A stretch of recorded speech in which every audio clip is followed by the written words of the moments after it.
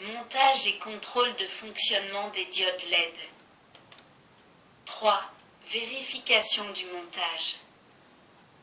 Vous allez maintenant effectuer une série de contrôles, vous permettant de vérifier l'exactitude du montage réalisé jusqu'à présent. Vous pourrez ainsi procéder en toute sécurité aux exercices qui vont suivre. 3.1 Contrôle hors tension. Disposez votre contrôleur en ohmmètre sur le calibre Omix 1000. Mettez les pointes de touche en contact avec les deux pinces crocodiles aux extrémités des fils souples rouges et noirs d'alimentation. L'appareil doit indiquer une valeur infinie. Si la valeur de résistance mesurée est nulle, aiguille à pleine échelle, cela indique la présence d'un court-circuit. Dans cette éventualité, vous devrez revérifier attentivement toutes les soudures effectuées pour localiser l'endroit du contact indésirable, ensuite éliminer le court-circuit en utilisant si nécessaire le fer à souder et la tresse à dessouder. En gardant l'une des pointes de touche en contact avec la pince crocodile du fil souple rouge, touchez avec l'autre pointe l'un puis l'autre des deux contacts repérés par le signe plus, comme illustré dans la figure 20. Dans les deux cas, le contrôleur doit indiquer une résistance nulle. Si la résistance s'avère infinie, l'aiguille reste à gauche. Vérifiez la soudure des broches des deux connecteurs et celle du fil souple rouge sur la bande de cuivre plus B. Reliez l'une des deux pointes de touche à la pince crocodile du fil souple noir et mettez l'autre en contact avec chacun des deux contacts repérés par le signe moins. Dans les deux cas, la valeur mesurée doit être nulle. Si tel n'est pas le cas, il convient de vérifier les soudures des broches des deux connecteurs et du fil souple noir sur la bande de cuivre -B. 3.2 Contrôle sous tension. Assurez-vous tout d'abord de l'absence de tout morceau de métal sous le circuit imprimé, celui-ci pouvant provoquer un court-circuit accidentel. Si les lames de la pile ne sont pas accessibles, enlevez la bande de garantie en papier.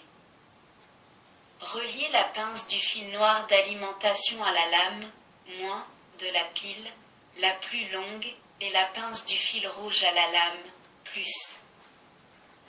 Préparez le contrôleur pour la mesure en volts cc, tension continue, calibre 10 et en respectant les polarités du contrôleur, mettez les pointes de touche en contact avec les deux broches plus et moins comme illustré clairement dans la figure 21.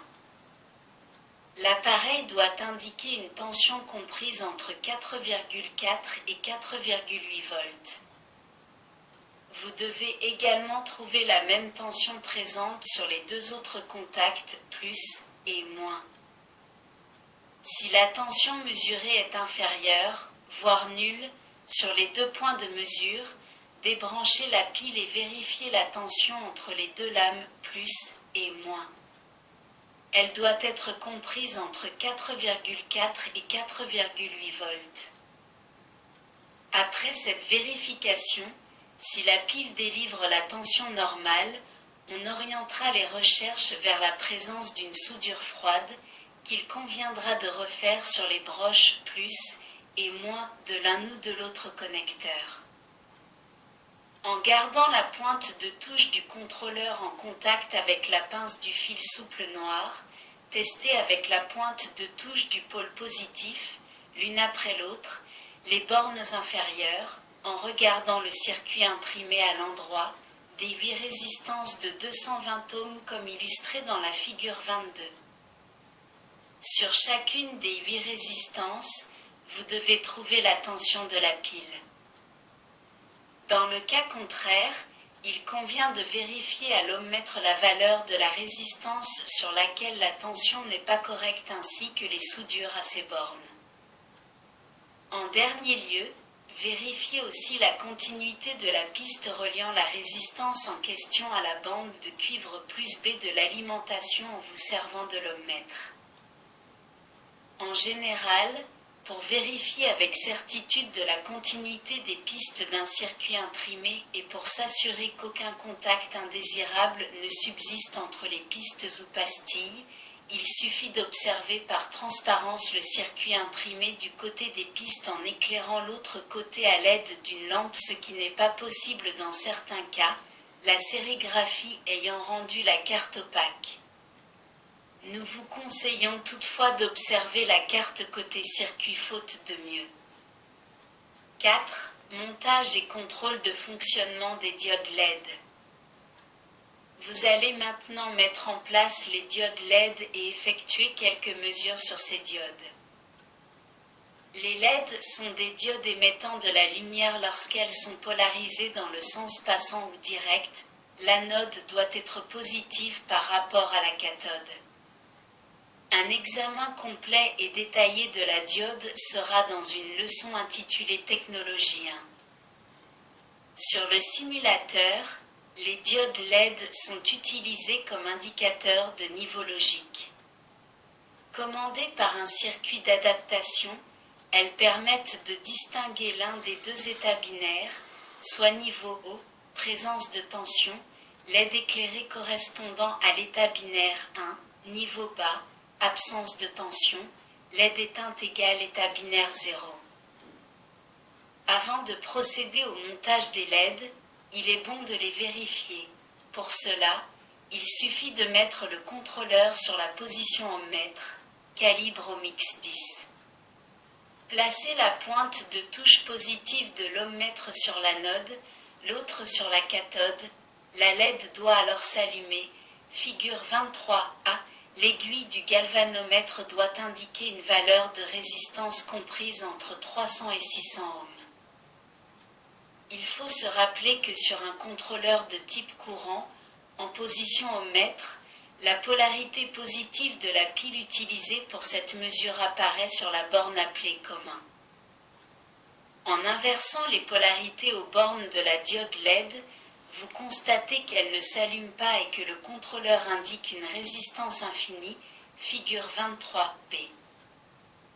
Il n'est pas possible d'effectuer cet essai avec un contrôleur digital car le courant parcourant le circuit de l'ohmmètre ne serait pas suffisant pour allumer la LED.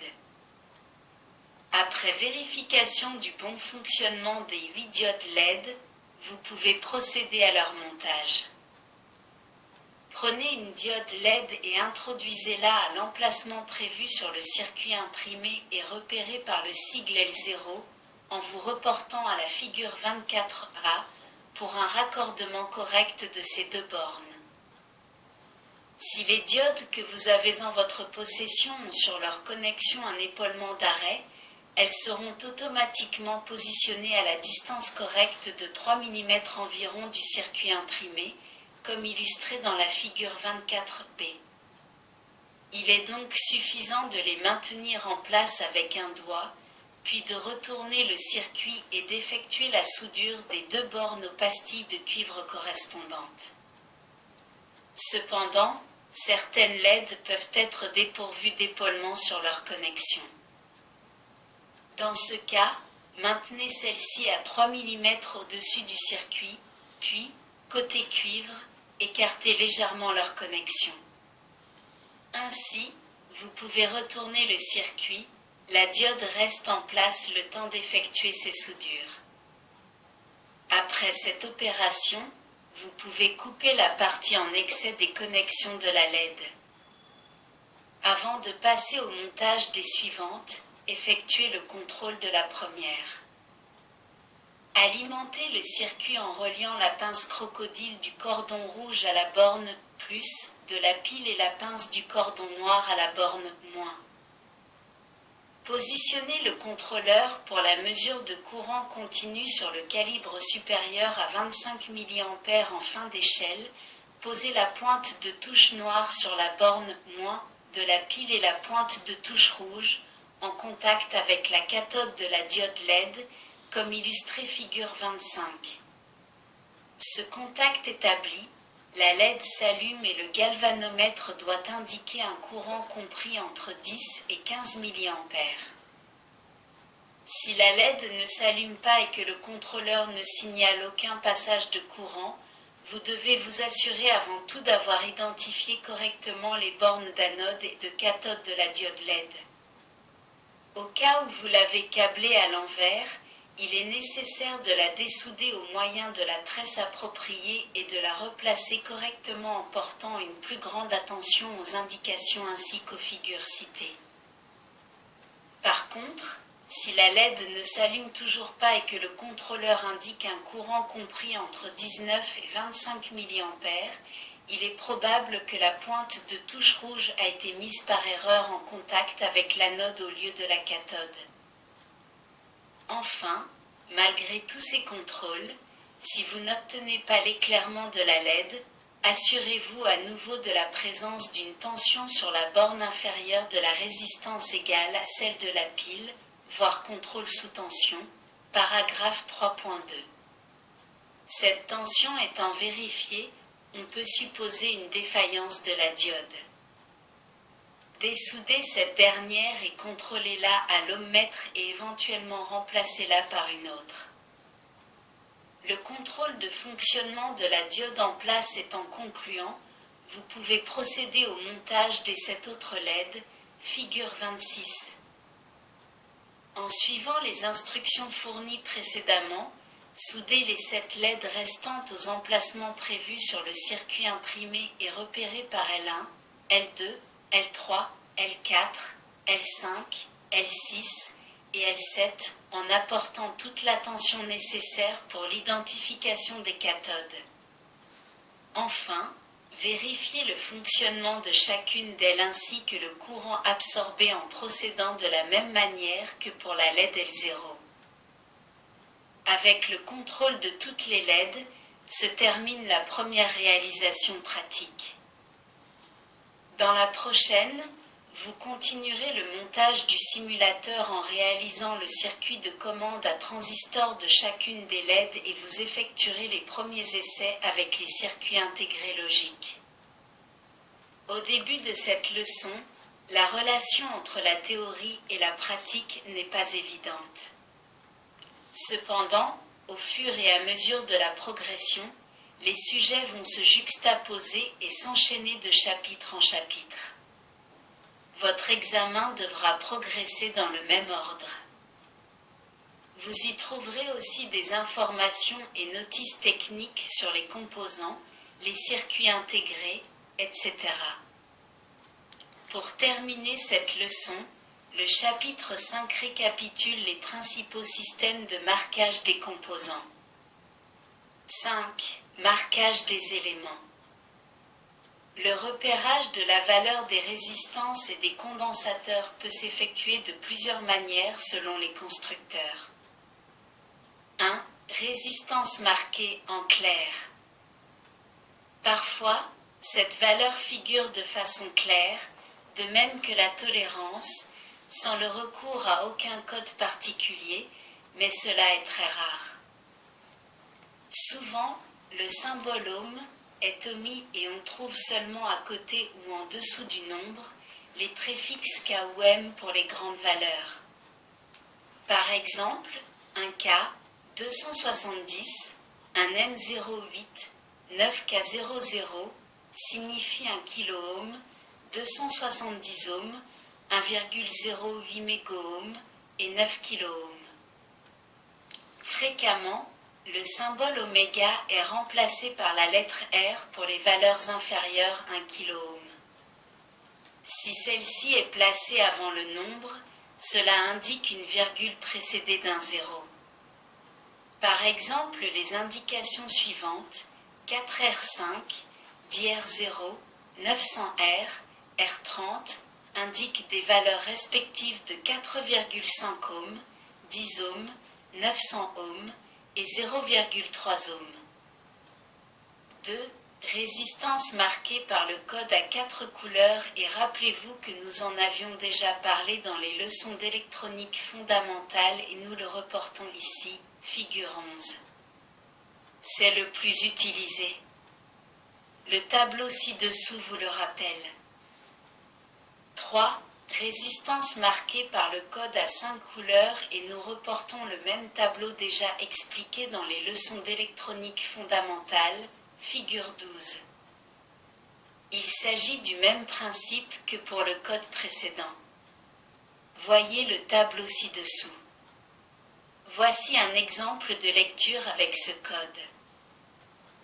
Blanc, 9, noir, 0, noir, 0, jaune, x 10 000, marron, 1%, égale 9 mégaohms, 1%. Orange, 3, blanc, 9, rouge, 2, or, x 0,1, rouge, 2%, égale 390 ohms à 2%. Jaune, 4, blanc, 9, blanc, 9, noir, x1, or, 5%, égale 499 ohms, 5%. 4. Condensateur marqué en clair. La valeur de la capacité, de la tension de travail et de la tolérance sont exprimées clairement sur le corps du condensateur. Mais bon nombre de constructeurs éliminent du marquage les unités de mesure et les zéros qui précèdent la virgule.